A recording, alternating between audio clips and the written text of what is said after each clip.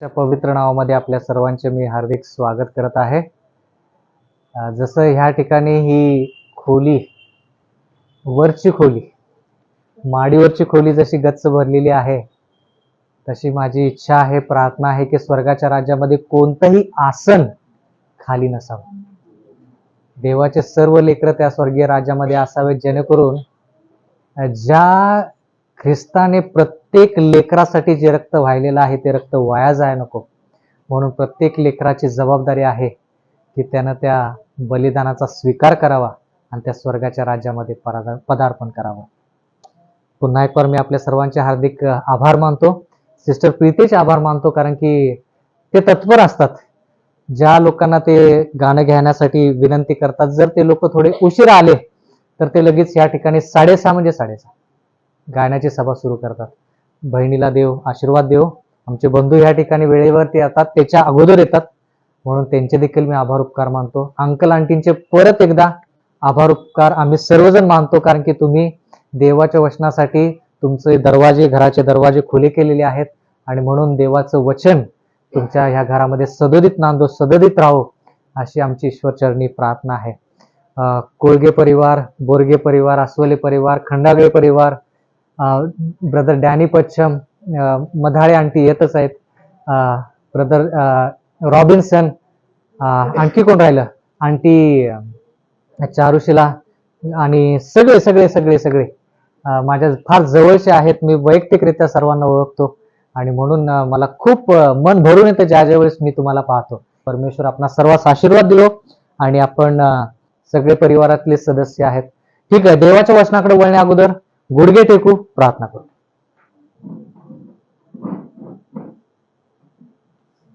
जिवंत पवित्र सेनाधीश परमेश्वर देवा, तुझी लेकरं या नात्यानं आज आम्ही पुन्हा एक वार तुझ्याकडं विनंती घेऊन आलेलो आहोत. परमेश्वरा, तुझं वचन इतकं अद्भुत आहे, तुझं वचन आमचं मन तृप्त करणारं असं आहे. म्हणून परमेश्वरा, जी तहान भूक आहे ती तहान भूक परमेश्वरा तूच भागवू शकतोस, आणि म्हणून परमेश्वरा आम्ही तुझ्याकडे आलेलो आहोत. परमेश्वरा, फक्त ज्ञानासाठी नाही, तर परमेश्वरा आमच्या अंतःकरणामध्ये जो कला आहे, जो त्रास संकट आहे, त्याच्यावरती मात करण्यासाठी परमेश्वरा तुझा आवाज ऐकण्यासाठी या ठिकाणी आम्ही जमलेलो आहोत. परमेश्वरा, प्रत्येकाच्या अंतःकरणासाठी तू बोल, प्रत्येकाच्या अंतःकरणामध्ये परमेश्वरा तुझं सत्य तू बिंबव, जेणेकरून परमेश्वरा त्या सत्याचा स्वीकार करून आम्ही आमचं आयुष्य बदलू. प्रेमळ पिते, आभार उपकार मानतो की वर्षानुवर्षाची प्रार्थना जी मी केली परमेश्वरा, ती तू प्रार्थनेचं उत्तर दिलेलं आहेस. तुझी लेकरं पुन्हा एक वार तुझ्या चरणी जमलेली आहेत. असंच परमेश्वर आमच्यामध्ये एकता, नम्रता, आस्था, प्रीती, एकामेकांविषयी आपुलकी, या सर्व गोष्टी आमच्या अंतःकरणामध्ये नांदू देत. परमेश्वरा, विनंती करत आहोत, आमच्या पापाची आणि चुकांची दैनंदिन कृपेने क्षमा कर. आमचे वाईट विचार, आमच्यामधले जे वेगवेगळे विचार असतील तर ते काढून टाका. परमेश्वरा, पुन्हा एक वार तुझ्या पवित्र आत्म्यानं आमच्या अंतःकरणामध्ये वास्तव्य करावं, म्हणून प्रार्थना विनंती करत आहोत. इथून पुढची वेळ आमचं सर्वस्व परमेश्वरा आम्ही तुझ्या आधीन स्वाधीन करत आहोत. ही नम्र प्रार्थना येशूच्या नावात मागतो, म्हणून तू ऐक. आमेन.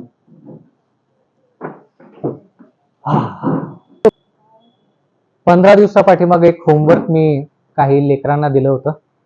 ग्रहपाठ आपण म्हणतो त्याला मराठीमध्ये. तर तो ग्रहपाठ त्यांनी केलेला आहे अशी माझी आशा आहे. तर कृपा करून तुम्ही पुढे या, प्रश्न काय होता ते सांगा, आणि मग त्याचं उत्तर द्या, आणि ते उत्तर बरोबर आहे का नाही ते तुम्ही आम्हाला सांगायचं. ठीक आहे? नाही, मराठीत.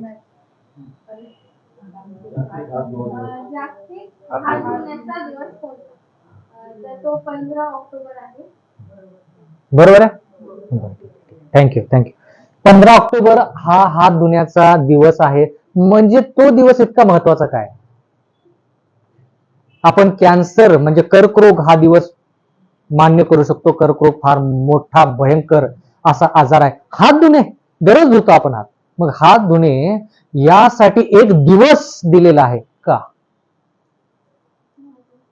का महत्वाचं आहे? बरोबर आहे उत्तर. देवाच्या वचनामध्ये हा विषय निघाला. आमचे शिष्य, आम्ही हात धुतो. येशू ख्रिस्ता, तुझे शिष्य जेवणाच्या अगोदर हात का धुत नाहीत? एवढा मोठा विषय त्या ठिकाणी देखील होता. हात धुणे याला इतकं महत्व का? बर म्हणजे बर पहिली पायरी,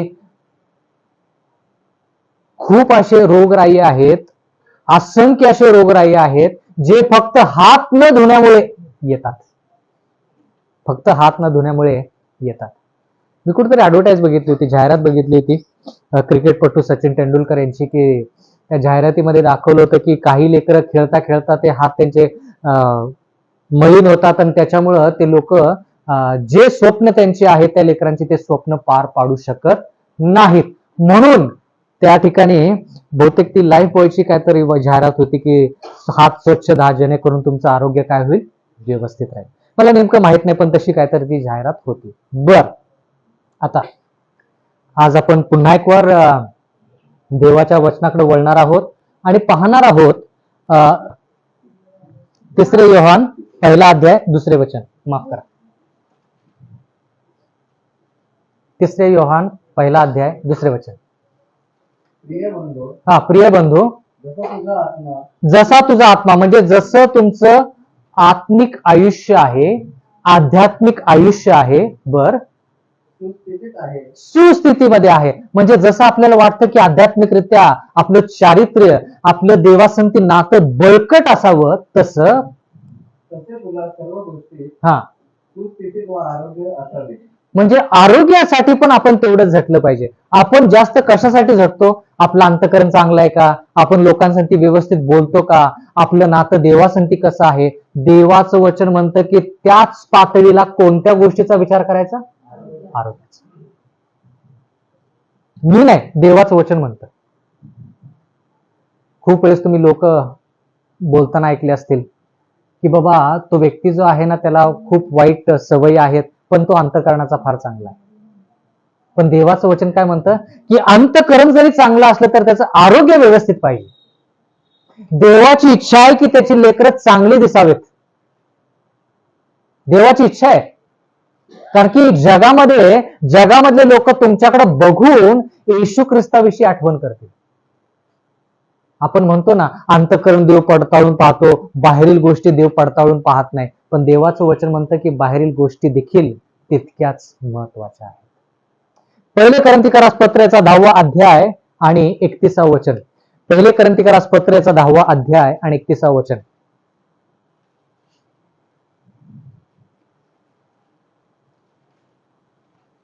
पहिले करंथीकरास पत्र 10 31 वचन. म्हणून तुम्ही खाता पिता किंवा जे काय करिता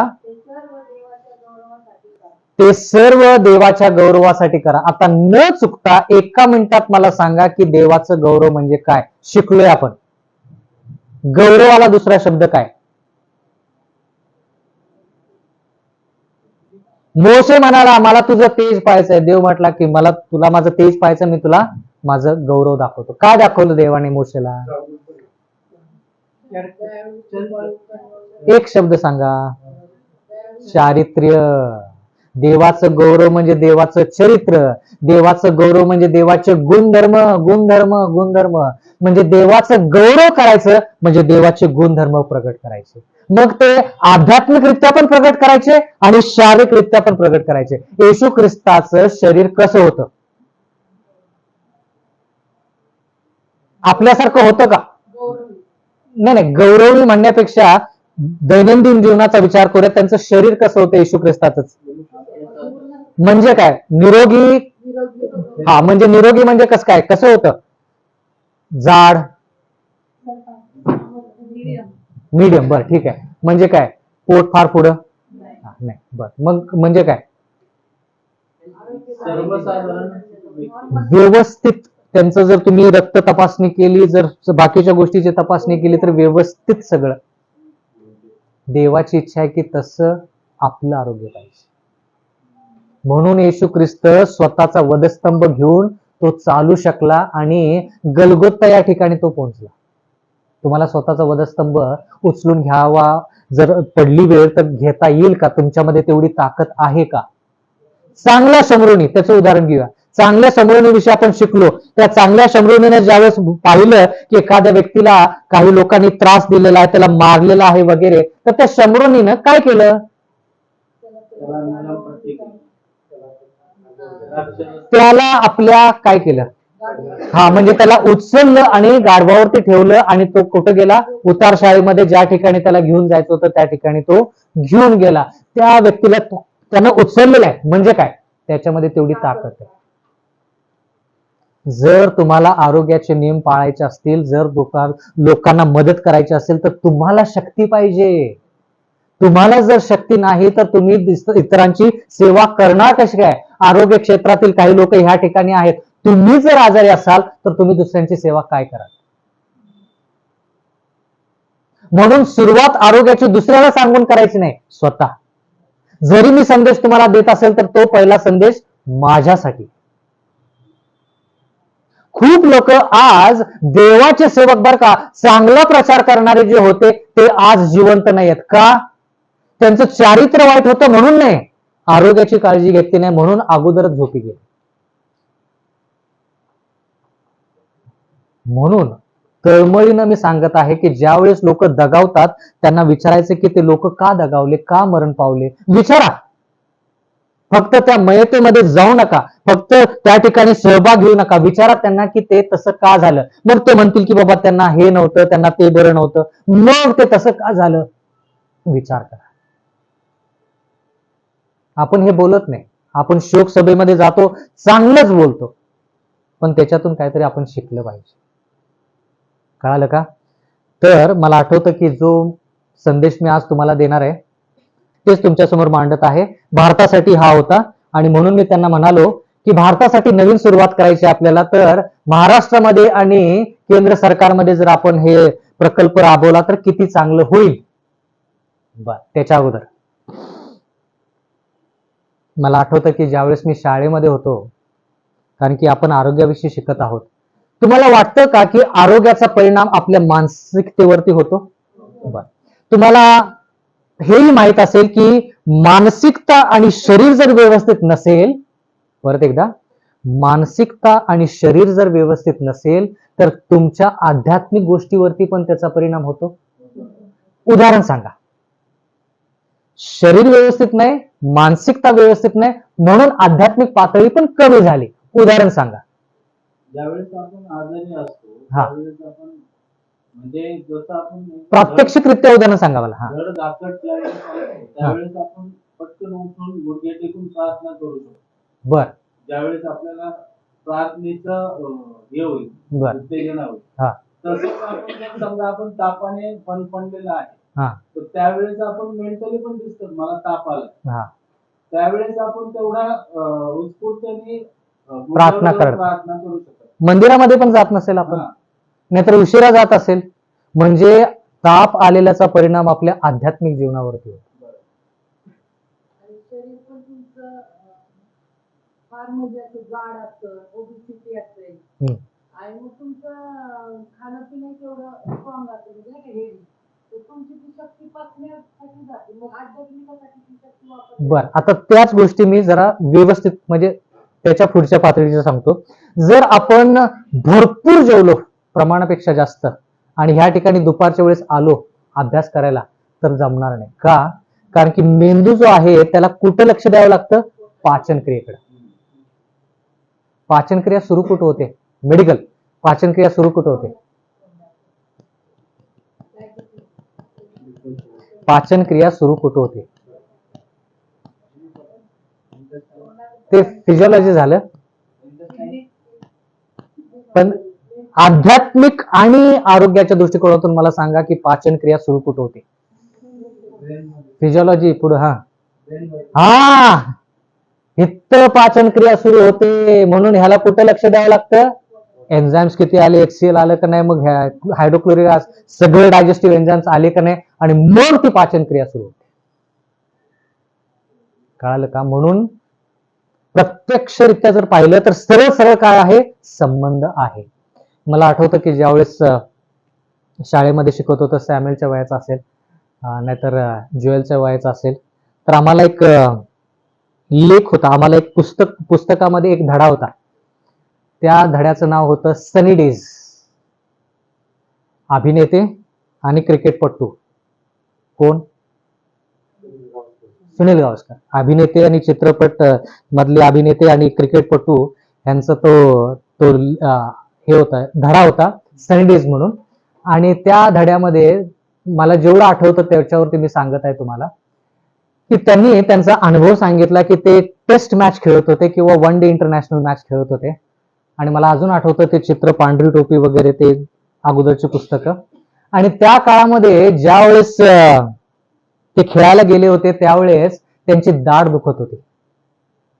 आणि म्हणून ज्यावेळेस त्यांची दाढ दुखत होती त्यावेळेस त्यांचं लक्ष क्रिकेटमध्ये जास्त लागलं नाही. कारण की का, दुखतंय, दाढ दुखायला लागली, दाढ दुखायला लागली, दाढ दुखायला लागली.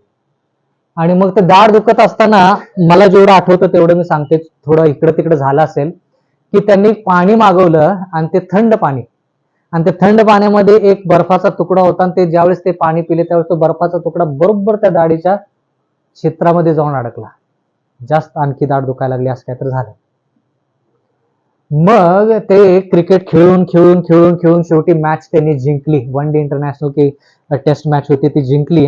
आणि सगळ्या लोकांनी त्यांना वर उचललं, अरे खूप चांगलं खेळला, खूप हे केलं वगैरे वगैरे वगैरे.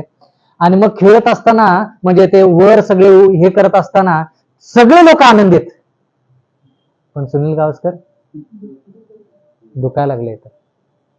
इथं काय व्हायला लागले, दुखायला लागले. म्हणजे आजूबाजूला काही जरी वातावरण असलं तर आपल्या शरीरामध्ये जर बाधा असेल ना, तर आपल्याला ते वातावरणाचा काही फरक पडत नाही. आपल्याला फक्त शरीर कसं व्यवस्थित राहील याच्याविषयी असतं. म्हणून जर तुम्ही युगानुयुगाची आशा, जे एलन जी व्हाईटचं पुस्तक आहे ते जर वाचलं तर त्या ठिकाणी ते म्हणतायत की येशू ख्रिस्ताने प्रचार जास्त केला नाही, लोकांना शारीरिकरित्या बरं त्यांना जास्त करावं लागलं. प्रचार कमी, पण लोकांना बरं करण्याला त्यांना जास्त वेळ द्यावा लागला. का? मनच व्यवस्थित नाही, शरीरच व्यवस्थित नाही. सार्वकालिक जीवनाच्या गोष्टी येशू ख्रिस्ताने जरी सांगितल्या तरी काय फायद्याच्या नाही. म्हणून येशू ख्रिस्ताने काय केलं, लोकांचं शारीरिक आयुष्य जे आहे ते बरं केलं आणि मग आध्यात्मिकरित्या त्यांना बरं केलं. न्यू स्टार्ट फॉर इंडिया, ह्याच्यासाठी म्हणजे भारतासाठी नवीन सुरुवात, न्यू NEWSTART. पुढच्या आठवडी होमवर्क तुम्हा दोघांना, तुम्ही ते सांगायचं की न्यू स्टार्टचं फुल फॉर्म काय. फुल फॉर्मला मराठीमध्ये कळाला शब्द, फुल फॉर्म तो सांगायचा. बरं ठीक आहे. तुमच्या घरामध्ये 8 डॉक्टर आहेत. किती किती डॉक्टर आहेत? 8. पण ते तुम्हाला माहित नाही. तुमच्या घरामध्ये 8 डॉक्टर आहेत, आजूबाजूलाच आहेत, तुमच्या घरातच आहेत, पण तुम्ही त्याची दखल कधी घेतलेली नाही. आता हे 8 डॉक्टर जे आहेत ते आपलं आरोग्य व्यवस्थित ठेवतात, आणि म्हणून आपण ह्या डॉक्टरांनाच विचारायचं की ते आपल्याला कशी मदत करणार आहेत. ठीक आहे, तयार? बर ठीक आहे. N फॉर न्यूट्रिशन म्हणजे आहार. आहार म्हणजे कोणता? सकस आहार. बर का, सकस आहार किंवा शाकाहार आहार. बर ठीक आहे. E म्हणजे एक्सरसाइज, व्यायाम. S म्हणजे सनलाइट, W म्हणजे वॉटर म्हणजे पाणी. S म्हणजे सनलाइट, सूर्यप्रकाश. T म्हणजे टेम्परन्स. मराठीमध्ये टेम्परन्सला काय म्हणतात? मराठी कोणाच चांगलं आहे? आंटी, टेम्परन्स. टेम्परन्स, टेम्परन्स नाही, ते टेम्परेचर झालं. टेम्परन्स म्हणजे काय? एलन जी व्हाईट यांचा आवडता विषय टेम्परन्स. मोह ते टेम्पटेशन झालं. मोह म्हणजे टेम्पटेशन. टेम्परन्स, टेम्परन्स, टेम्परन्स. संयम, इंद्रदमन. संयम म्हणजे, बर सांगतो मी ते काय. ए म्हणजे एअर, शुद्ध हवा. आर म्हणजे रेस्ट म्हणजे आराम.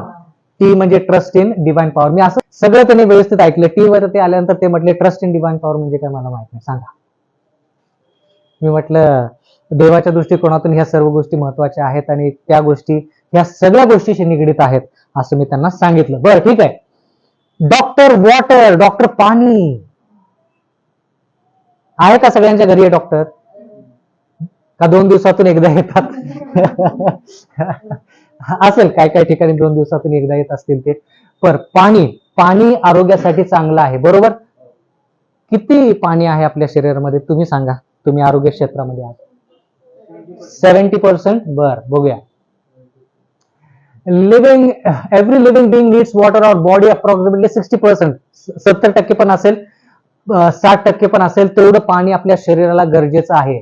बर, शरीराच्या कोणत्या कोणत्या अवयवामध्ये पाणी आहे कृपा करून तुम्ही सांगा. शरीरामध्ये अवयव जे आहेत ते कोणकोणत्या अवयवामध्ये पाणी आहे?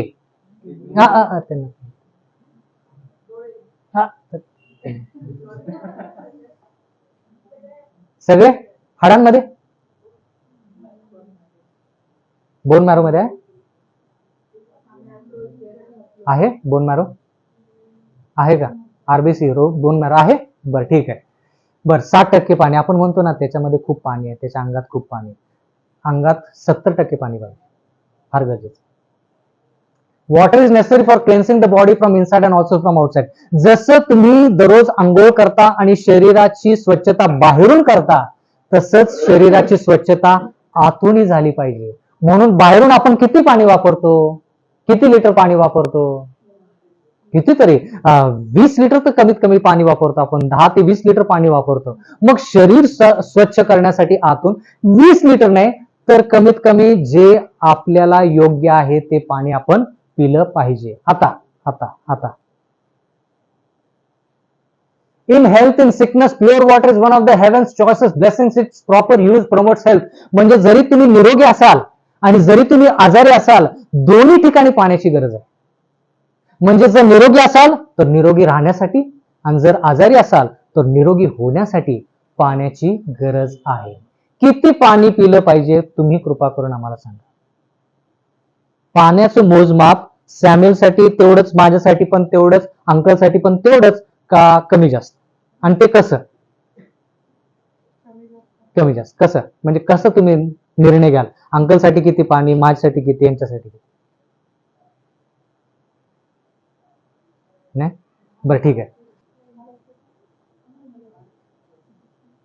हा सांगा. हा आपल्या वजनानुसार आपण हा अच्छा, हेल्थ एक्सपोला होता तुम्ही. हा आरोग्याच्या शिबिरासाठी आले होते ते, त्यामुळे त्यांना माहित आहे की तुमचं जेवढं वजन आहे 10 किलोसाठी अर्धा लिटर पाणी सर्वसाधारणतः. बरं का, जर त्याच्या किडनी व्यवस्थित असतील, त्याचे गुडघ्यामध्ये सायनोविल फ्लुइड जे असतं ते व्यवस्थित असेल तर, सर्व गोष्टी जर असतील तर 10 किलो वजनासाठी अर्धा लिटर, 20 किलो वजनासाठी 1 लिटर, 30 किलो वजनासाठी 1.5 लिटर, 40 किलो वजनासाठी 2 लिटर, 50 किलो वजनासाठी 2.5 लिटर आणि 60 किलो वजनासाठी 3 लिटर, 70 किलो वजनासाठी 3.5 लिटर.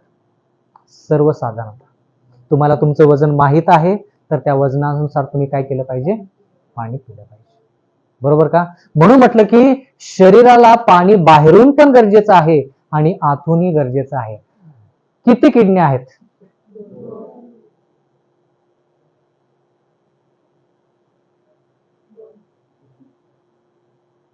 आता तुम्ही म्हणाल की बाबा आम्ही जे शिकलो ना सर इकडे वेगळंच काहीतरी शिकवायला लागले.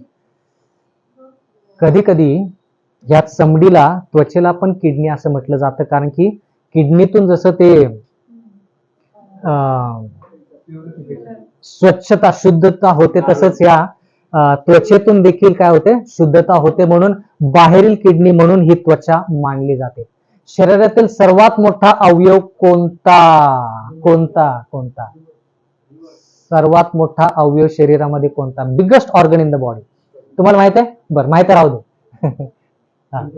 Intestine, skin, चमडी. सर्वात मोठं अवयव जो आहे ते चमडी आहे. पूर्ण शरीराची चमडी घ्या. पूर्ण सर्वात मोठा अवयव कोणता आहे? त्वचा आहे. बरं ठीक आहे, आरोग्याचे विषय शिकत आहोत. तर आरोग्याच्या दृष्टिकोनातून पाणी, डॉक्टर पाणी फार फार गरजेचे आहेत. त्यांना कधीही दूर करू नका. जेवढे तुम्ही प्याल तेवढं फार चांगलं आहे. पाणी कधी प्यायचं? रात्री 2 वाजता, सकाळी सकाळी उठल्या उठल्या गरम पाणी का थंड पाणी? गरम पाण्याचे फायदे सांगा फटाफट. माहित आहे तुम्हाला, सांगा. स्वच्छता. आणखी काय? चरबी कसली चरबी? कुठली चरबी? आपण एक्स्ट्रा फॅट पण कुठलं? तिथं पोटाची चरबी का? पोटाच्या चरबीवरती लगेच परिणाम का होतो? कारण की गरम पाणी आणि चरबी जी आहे पोटावरती लगेच संपर्कामध्ये येऊन पोटाची चरबी जी आहे त्याच्यामध्ये घटण्यासाठी मदत होते. गरम पाणी. किती लिटर पाणी प्यायचं 70 किलो वजनाच्या माणसानं? 60 किलो वजनाच्या माणसाने जवळपास सर्वसाधारणतः 3 लिटर 3 लिटर पाणी त्या माणसाला तुम्ही कसं प्यायला सांगाल एकाच वेळेस? कसं सांगाल? एक एक तासाने एक एक ग्लास. म्हणजे आपलं शरीर डायजेशन सिस्टम साठी जर बघितलं आता जेवलो मी, आता एक ग्लास पाणी प्यायचं. हेच तर जेवणाच्या अगोदर कमीत कमी 1.5 ते 2 तास अगोदर पाणी प्यायचं नाही आणि जेवल्यानंतर 1 ते 1.5 तास पाणी प्यायचं नाही. का? कारण की जर तुम्ही 1 ते 1.5 तासाच्या अंतराच्या आधीच पाणी पिलं तर तुमचं पोट गच्च होईल आणि तुम्हाला जेवण जे आहे ते व्यवस्थित म्हणजे पुरेसं जेवण घेता येणार नाही. आणि जर जेवल्यानंतर लगेच तुम्ही पाणी पिलात तर तुमचे जे रसायन जे आहेत जे पाचन क्रियेसाठी मदत करतात ते काय होतील? डायल्यूट होतील, कॉन्सन्ट्रेशन त्यांचं कमी होईल आणि पाचन क्रिया व्यवस्थित होणार नाही. जेवताना म्हणून म्हटलं नाही 1.5 तास अगोदर आणि 1.5 तास नंतर जेवतानाचा प्रश्नच आहे. न्यूट्रिशन मिळत नाही. कॉम्प्लेक्स फूड सिम्प्लेक्स मध्ये होणार नाही. पण मी जे कार्यक्रम पार पाडतो ते मी तुम्हाला थोडक्यात सांगतो, त्याच्याप्रमाणे तुम्ही करू शकता.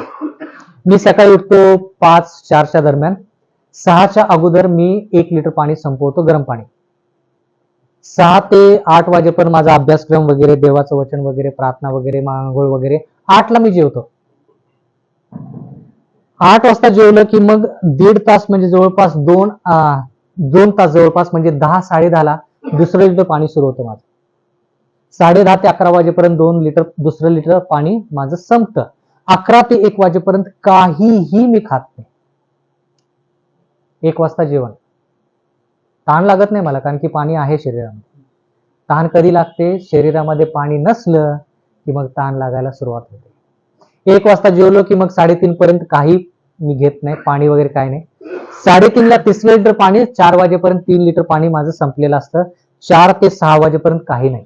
6 वाजता थोडंसं जेवण शेवटचं जे असतं ते घेतल्यानंतर मी अजिबात पाणी पित नाही. 3 लिटर पाणी संपलं, वेळेवरती जेवण झालं, आरोग्य व्यवस्थित राहील. आता तुमच्या हिशोबानं तुम्ही बघा की तुम्हाला ते आरोग्याच्या दृष्टिकोनातून पाणी किती लागतं आणि कधी कधी तुम्ही घेऊ शकता, बरोबर. पण जेवताना पाणी घ्यायचं नाही. जेवणाच्या अगोदर 2 तास आणि जेवणाच्या नंतर 2 तास याच्यानंतर पाण्याचा वापर तुम्ही करू शकता. बर, आरोग्यासाठी पाण्याचे उपाय कोणकोणते तुम्हाला माहित आहेत? स्नान करण्याव्यतिरिक्त आणि पाणी पिण्याव्यतिरिक्त पाण्याचे उपचार कोणते आहेत ते तुम्हाला माहित आहेत का? पाण्याद्वारे केलेले उपचार, हायड्रोथेरपी त्याला म्हणतात. नाही, पाणी पिण्याव्यतिरिक्त आणि आंघोळ करण्याव्यतिरिक्त पाण्याने केलेले उपचार. कसं? ते बाटलीमध्ये, गरम पाण्याच्या पिशवीमध्ये. बरं, त्याच्यामध्ये आणखी काय? बर, पाय सोडून जर तुम्ही त्या गरम पाण्यामध्ये जसं सहन होईल तसं बसला तर काय होईल? बर, मग त्याच्यामुळे काय होईल? थकवा निघून जाईल. बर, थकवा निघून जाईल. बर, ठीक आहे. बर, ठीक आहे. गार पाण्याच्या पट्ट्या आपण लावतो ज्यावेळेस आपण तापामध्ये असतो. बर, आणखी काय? वाफ घेण्यासाठी. बर, वाफेचा उपयोग. पण मला भाऊनी सांगितलं की वाफ जर जास्त आपण घेतली तर त्यानं काय होईल? छातीमध्ये काय होईल? तुमच्या फुफ्फुसामध्ये पाणी साठेल, कारण की ते ड्रॉपलेट्स म्हणजे ते पाण्याचे जे थेंब असतात ते मॉइश्चर जे असतं त्याच्यामुळं जास्त प्रमाणामध्ये वाफ घेणं पण चुकीचं आहे. प्रमाणामध्ये सर्व गोष्टी करायच्या. जर तुमचा गळा किंवा घसा धरलेला असेल किंवा घशामध्ये गिळण्याला त्रास होत असेल तर तुम्ही काय करायचं? एक रुमाल घ्यायचा पांढरा, तो थंड पाण्यामध्ये बुडवायचा, पिळायचं सर्व पाणी आणि गळ्याभोवती लावायचं, त्याला पिन लावायची, त्याच्यावरती प्लास्टिकचं पॉलिथिनची पिशवी लावायची आणि त्याच्यावरती मग मफलर लावायचा. सकाळपर्यंत तुमचा गळा मोकळा होतो. त्याला म्हणतात हीटिंग कॉम्प्रेस. हीटिंग कॉम्प्रेस म्हणजे ते पाण्याचा जो रुमाल आहे ना, ते तुमच्या शरीराच्या गरमीमुळे तो सुकतो आणि इथं सर्व गरमाट येते, म्हणजे गरमपणा सगळा इथं येतो आणि म्हणून तुमचं जे घसा धरलेला असतो ना, तर गरमपणामुळे निघून जातो. साधा सोपा उपाय रात्री झोपताना करायचं, सकाळ उठोपर्यंत व्यवस्थित होता तुमचं. गोळी घ्यायची गरज नाही, एरिथ्रोमायसिन घ्यायची गरज नाही. बरं ठीक आहे. आज 9 जरी वाजले तरी चालेल. डॉक्टर सूर्यप्रकाश. सूर्यप्रकाश डॉक्टरचं नाव आहे. बर, तुमचे फॅमिली डॉक्टरचं नाव सांगा. ज्या ठिकाणी तुम्ही आरोग्य धोक्यात आलं की तुम्ही त्याच डॉक्टरकडे जाता, त्यांचं नाव सांगा. डॉक्टर कांबळे, डॉक्टर पाटील, बर, डॉक्टर गाजरे, बर, अंकल, आंटी, डॉक्टर पाटील, तेच का? बर, ब्रदर, जे मिळतील ते.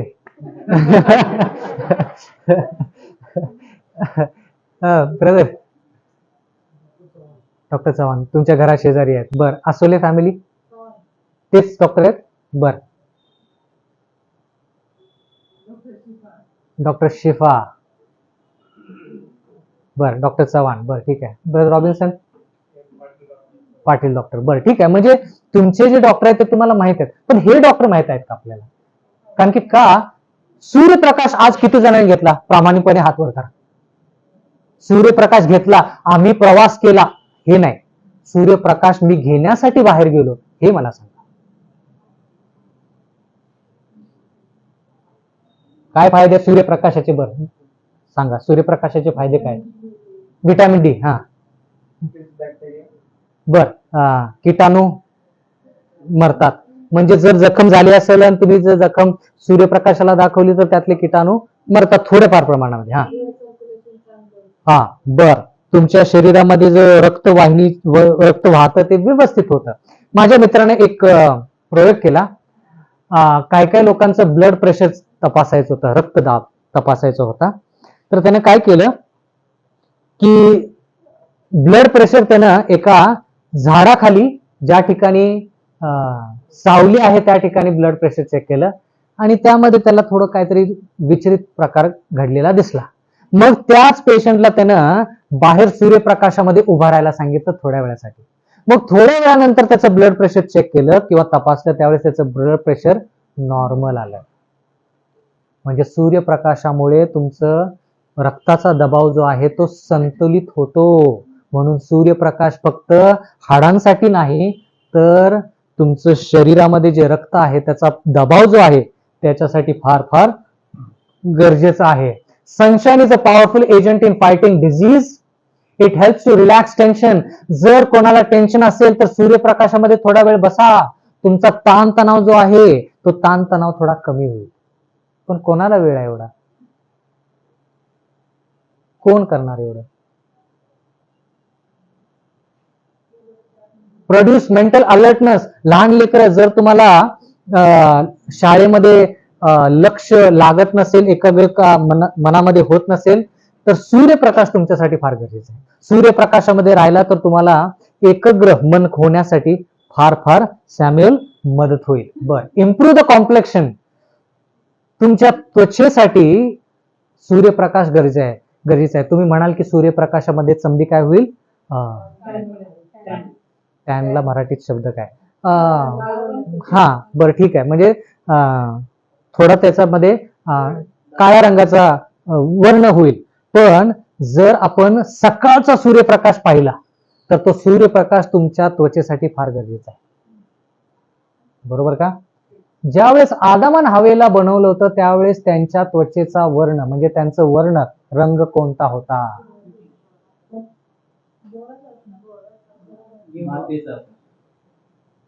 गोरा, मातीसारखा, व्हिटिश, आणखी काय? गौवर्ण. तेच झालं, व्हिटिश, गौवर्ण. गोर कोणतरी म्हणाल?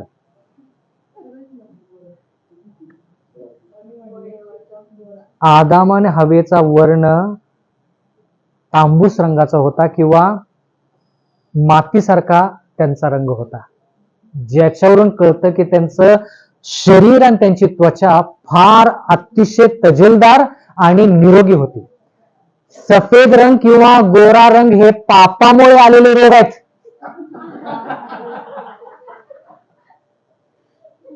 आपण जे गोरा रंग म्हणतो ना, तो गोरा रंग पापाचे परिणाम आहेत.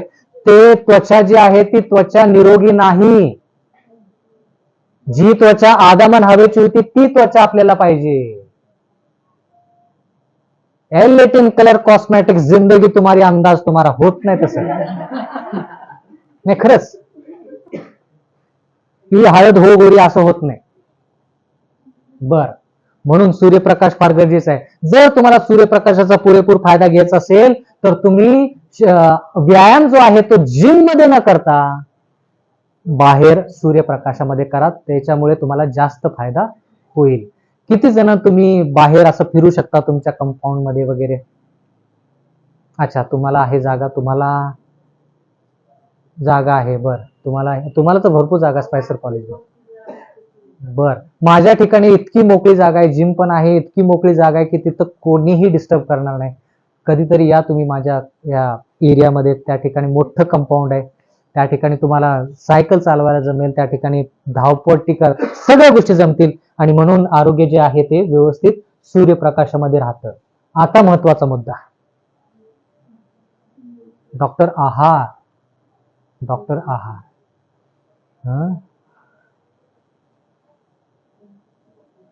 आहाराचे दोन भाग कोणते, दोन प्रकार कोणते सांगा? शाकाहारी आणि मांसाहारी. तुम्ही काय म्हणता?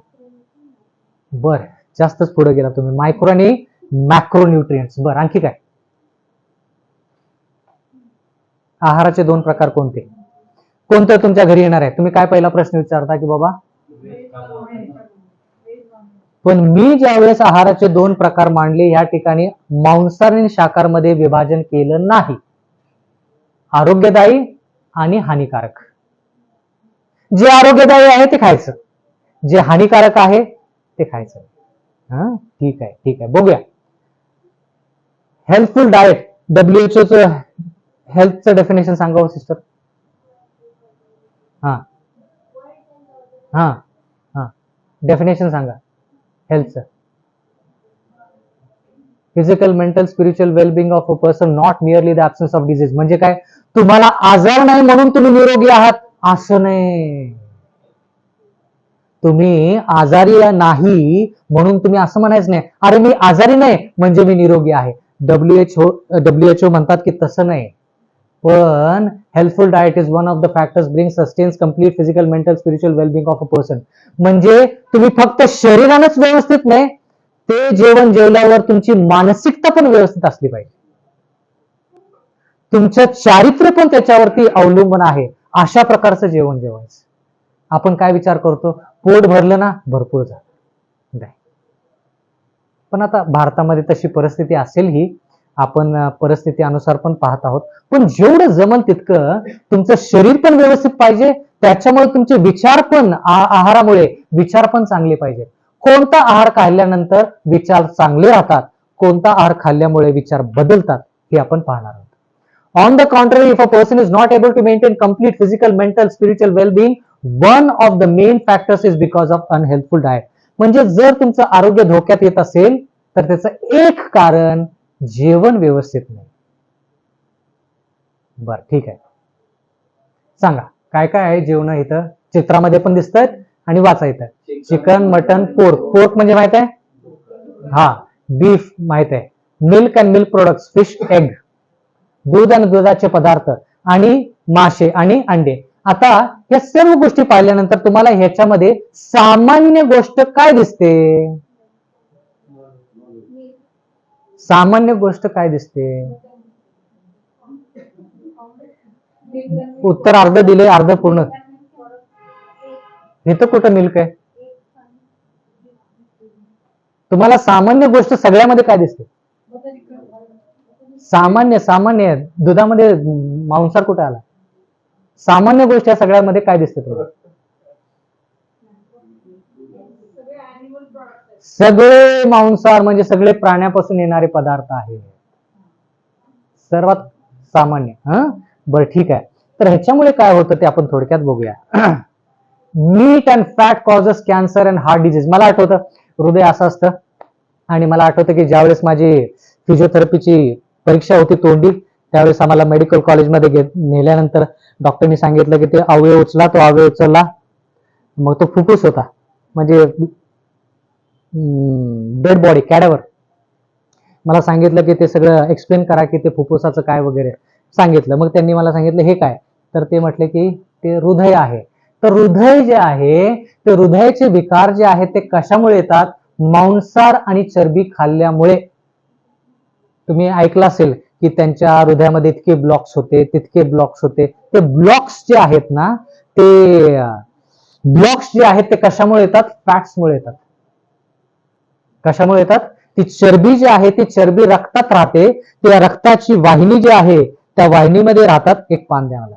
त्या वाहिनीमध्ये राहतात आणि त्याच्यामुळे काय होतं, रक्त पुढे जात नाही. आणि जे रक्त हृदयाला मदत करतं किंवा हृदयाला ते रक्त पुरवठा करतं, जर ते रक्त हृदयापर्यंत पोहोचलं नाही तर हृदय विकाराचे आजार आपल्याला होतात. बर, ठीक आहे. आता रक्तदबाव म्हणजे थोडक्यात काय तुम्हाला सांगतो आपल्या भाषेमध्ये. मेडिकल लोक आहेतच या ठिकाणी, त्यांना जास्त माहिती माझ्यापेक्षा. तुमची रक्तवाहिनी अशी असते, एवढी मोठी नाही पण अशी. तर रक्त ज्यावेळेस एका बाजूने किंवा एका दिशेतून दुसऱ्या दिशेने जात असतं त्यावेळेस ते रक्त पुढे जाताना दबाव टाकतं वाहिनीवरती. या वाहिनीवरती दबाव टाकतं, त्याला म्हणतात ब्लड प्रेशर. साधं सोपं. ते प्रेशर टाकून पुढे जातं, प्रेशर टाकून पुढे जातं. पण आता ही रक्तच वाहिनी चरबीने बंद झाली असेल तर रक्त पुढे जाणार कसं काय? मग काय होईल, रक्ताला पुढे जाण्यासाठी काय करावं लागेल, जास्त दबाव टाकून पुढे जावं लागेल. कारण की इथं काय अडवणूक झाली आहे त्याची. कशामुळे, चरबीमुळे. मग तुमचं ब्लड प्रेशर काय होतं, वाढतं. साधा सोपा विषय. बरोबर ना. Meat eaters have high blood pressure म्हणजे त्यांचा रक्ताचा दबाव जो आहे तो जास्त आहे. Meat eating and fat causes cholesterol. आता कोलेस्ट्रॉल दोन प्रकारचे असतात, एचडीएल आणि एलडीएल.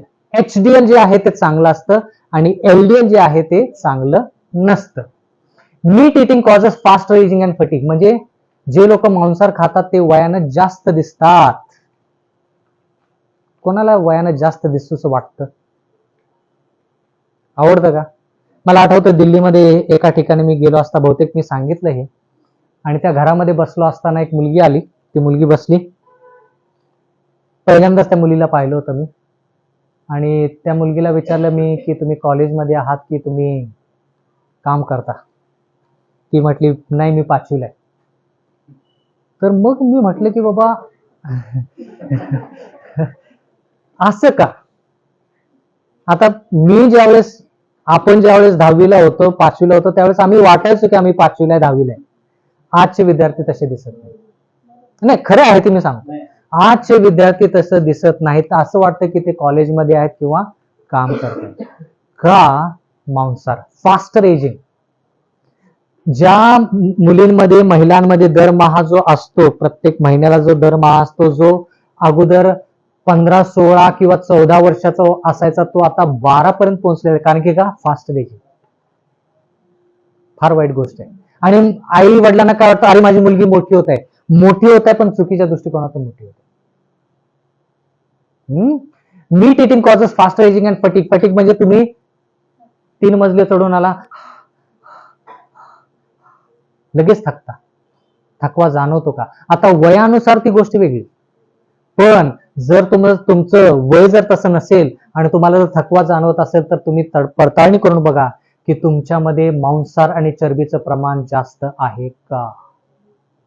आज जर तुम्ही मला पळायला सांगितलं तर मी पळत जाऊ शकतो खूप लांबपर्यंत.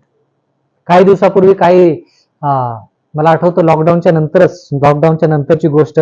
मला वाटलं की तुम्हाला माहित आहे लॉकडाऊनच्या वेळेस ताळाबंदी होती आणि कोणालाच बाहेर जाता येत नव्हतं आणि सगळे लोक घरामध्ये होते. तर मी कंटाळलो, डिप्रेशन मध्ये होतो. सगळं कॅमेरा समोरच सगळ्या मीटिंग्स वगैरे करायचो, संदेश वगैरे, कंटाळलो मी. तर एकदा म्हटलं की 3 तास वेळ आहे, आपण कुठेतरी जाऊया. मी त्यावेळेस लोहगावला राहायचो.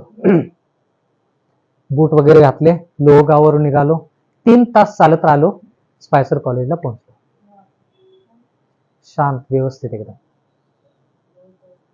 मला आठवतं ज्यावेळेस इंटरव्ह्यूला जायचो कॉलेज संपल्यानंतर, त्यावेळेस परिस्थिती फार वाईट. एक वडापाव तेवढा खायचा, डेक्कन वरून कल्याणी नगरला चालत. म्हणजे सांगायचं तात्पर्य हे की शरीर एकदम व्यवस्थित पाहिजे, फिट पाहिजे शरीर. कारण की आरोग्यामुळं मानसिकता ढासळते, मानसिकतेमुळे तुमचं आध्यात्मिक पातळी देखील कमी होते. म्हणून फार फार गरजेचं आहे. ज्यावेळेस मी शाळेमध्ये होतो, मी सांगत नाहीये जास्त, पण उदाहरणास्तव सांगतो की मी धावपटू होतो. जर तुम्ही महाराष्ट्र राज्याचा रेकॉर्ड बघितलं 1995-96 19 वर्षाखालील जे रिले रेस बघितलं तर तुम्हाला माझं नाव त्या ठिकाणी दिसेल रनर अप मध्ये. म्हणजे कॉम्पिटिशन मी करायला सांगत नाही, पण शरीर व्यवस्थित पाहिजे हे मी तुम्हाला सांगतो. कळालं का?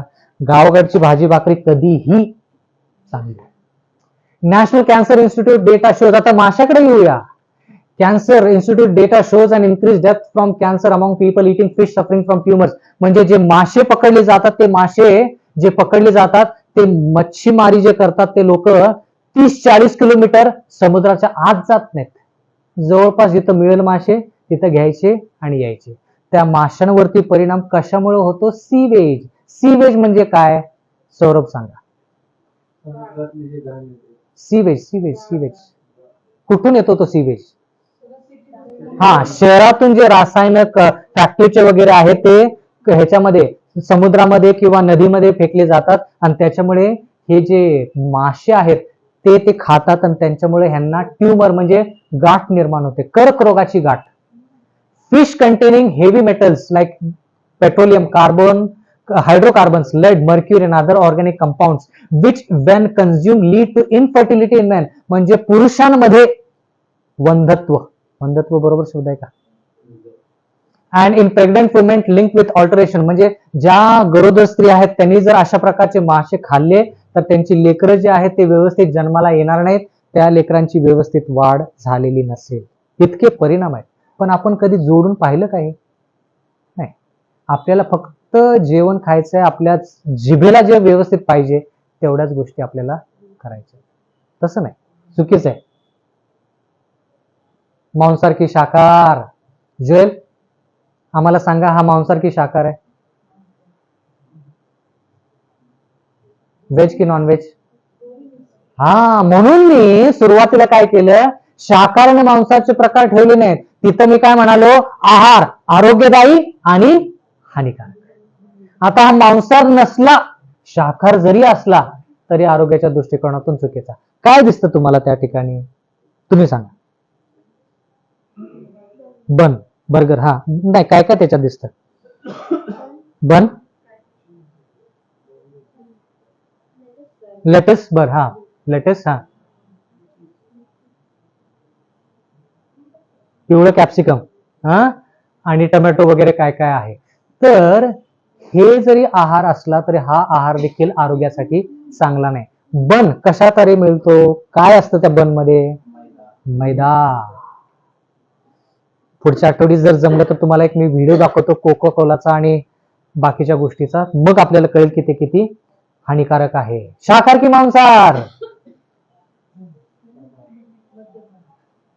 दोन्ही मध्ये पण मोडत नाही, बरोबर ना? म्हणून म्हटलं की आहाराचा 2 भाग शाकाहारी आणि मांसाहार करून चालणार नाही. शाकाहारी मांसाहार फक्त म्हटलं तर मग हे काय? बर, कार्बोनेटेड ड्रिंक्स म्हणजे तुम्ही जे cocoa Cola, Pepsi Cola, Fanta, मस्ती का अपना देश, मग मेरिंडा, या सर्व गोष्टी जे पिता ना त्याच्यामध्ये किती चमचे साखर असते तर लिहिले? 12 चमचे साखर. 12 चमचे साखर जर तुम्ही एका वेळेस जर घेतली तर तुमची रोग प्रतिकार शक्ती, इम्युनिटी 5 तासासाठी कमी असते. त्या 5 तासामध्ये जर तुम्ही रोगी माणसाच्या संपर्कात आला तर तो रोग किंवा ते आजार तुम्हाला येण्याची फार दाट शक्यता असते. म्हणून लेकरं ज्यावेळेस आजारी असतात आणि ते शाळेला जातात त्यावेळेस दुसरं लेकरू पण आजारी पडतं आणि ते लेकरू आजारी होऊन घरी येतं. का? 5 तासासाठी त्याची रोग प्रतिकार शक्ती कमी झालेली असते. का? घरातून ते काय खाऊन गेलेलं असतं? चहा. आता 12 चमचे साखर नसेल त्या चहामध्ये, पण चहा आणि बाकीच्या ज्या गोष्टी आहेत त्याच्यामध्ये साखर आहे. साखर आरोग्यासाठी चांगली नाही. 3 गोष्टीचं कॉम्बिनेशन, 3 गोष्टींचं मिश्रण आपल्या शरीरासाठी अत्यंत हानिकारक. दूध, साखर आणि अंड. दूध, साखर आणि अंड या 3 गोष्टींचं मिश्रण आपल्या शरीरासाठी अतिशय हानिकारक. या तिन्ही मिश्रण, ह्या तिन्ही गोष्टीचं मिश्रण तुम्हाला कशामध्ये दिसतं? तुम्ही सांगा सुयश. या तिन्ही गोष्टीचं मिश्रण, साखर, दूध आणि अंड, ह्या तिन्ही गोष्टीचं मिश्रण कोणत्या पदार्थामध्ये आहे? केक. बरं, आणखी कोणतं? तुम्ही सांगा. आईस्क्रीम मध्ये अंड असतं. बरं, ठीक आहे. अंड, दूध आणि साखर. बरं, आणखी काय? मयोनेज मध्ये पण असतं दूध, अंड आणि साखर.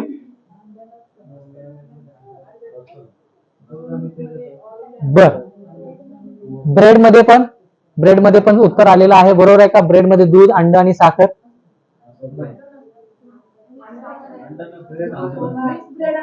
बर बर, मिक्स ब्रेड यांचं म्हणणं असेल, मिक्स ब्रेड. बर बर, ब्रेड कसे पण बनवतात, बरोबर, तर त्याच्यामध्ये असू शकतं. आणखी कोणतं? डोनट. बर, डोनट मध्ये आहे ना. बर, आणखी कशामध्ये? मग हे मिश्रण जे आहे ते आरोग्यासाठी चांगलं नाही, हे मी नाही सांगत, एलएनजीच्या पुस्तकामध्ये स्पष्टरित्या लिहिलेलं आहे. दूध, साखर आणि अंड याचं मिश्रण कधीही आरोग्यासाठी फार फार हानिकारक आहे. शाकाहार की मांसाहार? कळलं का? म्हणून ज्या गोष्टी शरीराच्या आतमध्ये जातात तोंडाद्वारे, त्या गोष्टी शाकाहारी आणि मांसाहारमध्ये फक्त मोजून चालणार नाहीत. टोबॅको म्हणजे तंबाखू. तंबाखूचे खूप प्रकार आहेत.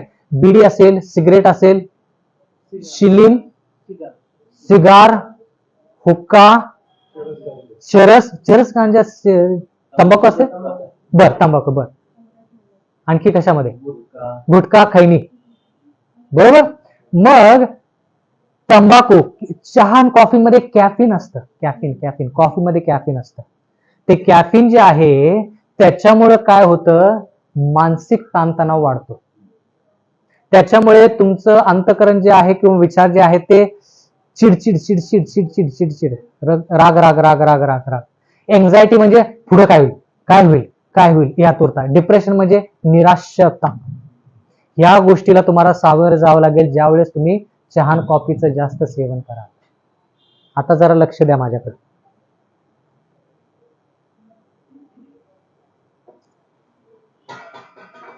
ज्यावेळेस सकाळी तुम्ही आणि मी उठतो त्यावेळेस आपल्याला वाटतं की आपण थोडे कसे आहोत? डल म्हणजे थकवा, आळस असं वाटतं. मग आपण काय म्हणतो? चहा पिल्यानंतर उत्तेजितपणा आपल्याला मिळेल. बरोबर. मग आपण चहा पितो, लगेच आपल्याला उत्तेजितपणा, मग लगेच आपण बाथरूमला जातो. त्याच्याशिवाय बाथरूमला येतच नाही काय काय लोकांना. बाथरूमला जातो, मग आपण जेवण तयार करायला सुरुवात करतो, वगैरे वगैरे वगैरे वगैरे. आणि मग ते 1 तासानंतर ते आपलं सगळं परत लगेच खाली ह्या लेवलला येतो. आपण ह्या लेवलवरून ह्या लेवलला आलो. मग आपण काय करतो? आणखीन एक चहा पितो. मग आपली लेवल कुठे जाते? परत इथपर्यंत जाते. पण ती लेवल ज्यावेळेस संपते ना दुसऱ्या तासाला, इथं येत नाही तुम्ही त्याच्या खाली. मग तुम्हाला 1 चहा पिऊन चालत नाही, 2 कप चहा लागतो. कुठे यायचंय तुम्हाला? इथं यायचंय. मग तुम्ही 1 ते 2 कप चहा पिता, मग तुम्हाला थोड्या वेळासाठी बरं वाटतं, मग त्याच्यानंतर तुम्ही इथं नाही त्याच्या खाली जाता. हा चहाचा परिणाम आहे. म्हणून चहा जो आहे एक व्यसन आहे. T is highly addictive. चहा एक व्यसन आहे. आपण म्हणतो ना सिगरेट हे ते लोकांना व्यसन आहे, चहाचं पण व्यसन आहे. जे लोक काम करतात, सरकारी कर्मचारी आहेत, हे आहेत ते आहेत, त्यांना ह्याचं व्यसन खूप असतं. म्हणून चहा आरोग्यासाठी चांगला नाही. आता वरील ज्या सर्व गोष्टी आपण पाहिल्या त्या मांसाहारामध्ये होत्या आणि बाकीच्या गोष्टी होत्या, आणि म्हणून त्या गोष्टी आपल्या आरोग्यासाठी चांगल्या नाहीत. मग आता खायचं काय? अंडी खायची नाहीत, दूध खायचं नाही, मांसाहार खायचं नाही. मग खायचं काय? बघूया. काय लिहिले? Fruits, vegetables, grains, nuts and pulses. आता आपण सिस्टर पासून सुरुवात करूया. ह्यातली एक गोष्ट तुम्हाला जी आवडती ते सांगा. आवडती ती पूर्ण चित्र पहा, जी तुम्हाला आवडती ते तुम्हाला सांगा. केळी. बर सर, तुम्हाला कोणती जी गोष्ट आवडते ते सांगा. यातून द्राक्षे आहे का? ऍपल इथं कुठं? इथं का? हे का? बर, ठीक आहे. हे काय? कोण सांगेल का? हे काय? पीच का प्लम? बरोबर आहे? बर ठीक आहे. Samuel, broccoli. बर बर बर. मॅडम तुम्ही सांगा. शेवट शेवट शेवट. Musk melon, musk melon. बर.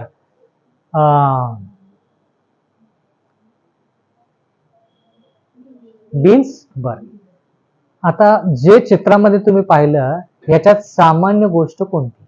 जसं मांसाहाराची सांगितली तशी इथेही सांगा. सगळ्या गोष्टी झाडांपासून आणि वनस्पतीपासून आहेत. बर.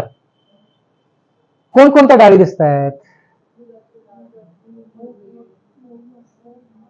मूग, मसूर, उडीद. बर ठीक आहे. हा, इकडे गहू दिसतात. बर.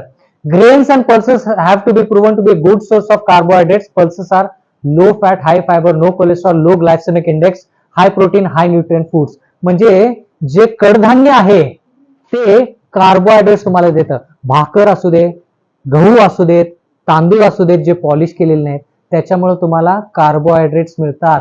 कार्बोहायड्रेट्स कशासाठी? शक्तीसाठी. जर तुम्हाला सकाळी कार्बोहायड्रेट्स व्यवस्थित मिळालं नाही तर तुम्हाला दिवसभरासाठी शक्ती मिळणार नाही. म्हणून फक्त चहा पोहेवरती जाऊ नका. चांगलं जेवण जेवा. सकाळी चपाती आणि हरभऱ्याची भाजी घ्या, भरपूर झालं. दिवसभर म्हणजे दुपारपर्यंत तुम्हाला चांगली शक्ती मिळेल. तुम्हाला प्रोटीन पण मिळेल आणि कार्बोहायड्रेट्स पण मिळेल. पोह्यामध्ये काय आहे हो? स्टार्च पॉलिश केलेलं असतं. त्याच्यात काय जीवनसत्व मिळणार आहे त्याच्यातून? काहीच नाही.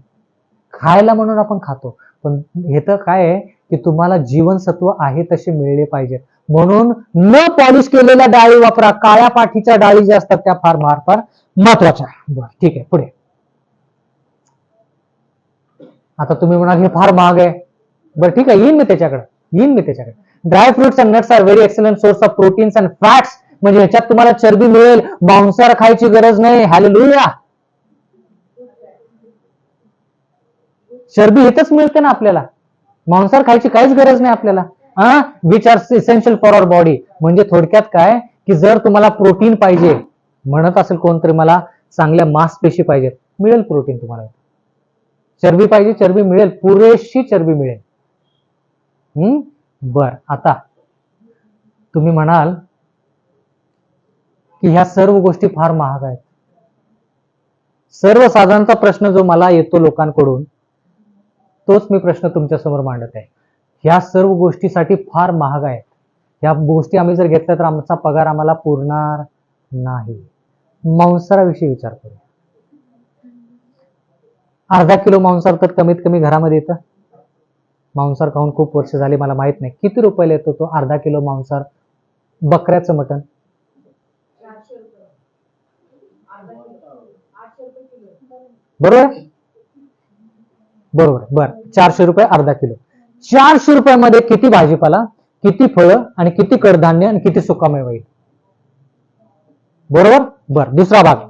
तो मांसाहार तुम्ही किती वेळ खाता? 1 दिवस, 2 दिवस, 3 दिवस. सकाळ, जास्तीत जास्त संध्याकाळी. नाही, जे आहे ते प्रॅक्टिकली विचार करूया आपण. कारण की का आपण जे इथं बोलतो ना ते आपल्याला अनुकरण करता आलं पाहिजे. 2 वेळेस आपण कमीत कमी मांसाहार खातो. मग जर आपण शाकाहार भोजन जर घेतलं, भाजीपाला, कडधान्य, सुकामेवा आणि बाकीच्या गोष्टी, किती दिवस आपण ते खाऊ? 400 रुपयातला भाजीपाला, कडधान्य, सगळ्या गोष्टी कमीत कमी 3 ते 4 दिवस. मग जर आपण आर्थिक दृष्ट्या जरी विचार केला तरी हेच बरोबर. बरोबर का? बर. दुसरी गोष्ट, काय काय लोक मला म्हणतात, अरे नाही आजकाल भाजीपाल्यामध्ये रात्री वांग एवढं असतं, सकाळी वांग एवढं होतं. बरोबर आहे, मान्य केलं. मग आम्ही मांसाहार खाणार, शाकाहार नाही खाणार, कारण की त्याच्यामध्ये इंजेक्शन दिलेलं आहे. त्यालाही उत्तर आहे. किती पळवाटा काढू देत लोक, देवाच्या वचनामध्ये सगळ्या गोष्टी आहेत. इंजेक्शन दिलेला शाकाहारी काय असेल ते भाजीपाला जो आहे तो 10 ते 15% मांसाहारापेक्षा चांगलाच. इंजेक्शन जरी दिलं असलं तरी देखील मांसाहारापेक्षा तो शाकाहार जो आहे, भाजीपाला जो आहे, ज्याला इंजेक्शन दिलेलं आहे, तो 10 ते 15% चांगलाच, 100% नाही पण 10 ते 15% चांगला. मग काय, तेच खायचं. सगळ्यात कमी हानिकारक जे आहे ते खायचं. आता मला तुम्हाला प्रश्न विचारायचा. कल्पना करा की तुम्ही लोणावळ्याच्या एकदम चांगल्या डोंगरावरती गेला, जिथं शुद्ध हवा आहे, वातावरण चांगलं आहे, व्यायाम व्यवस्थित आहे, सूर्यप्रकाश व्यवस्थित आहे, सगळ्या आहार व्यवस्थित आहे. तुम्ही आजारी पडाल का? आहार तुम्ही हा घेतात, आजारी पडाल का? विचार करून सांगा, आजारी तुम्ही पडाल का?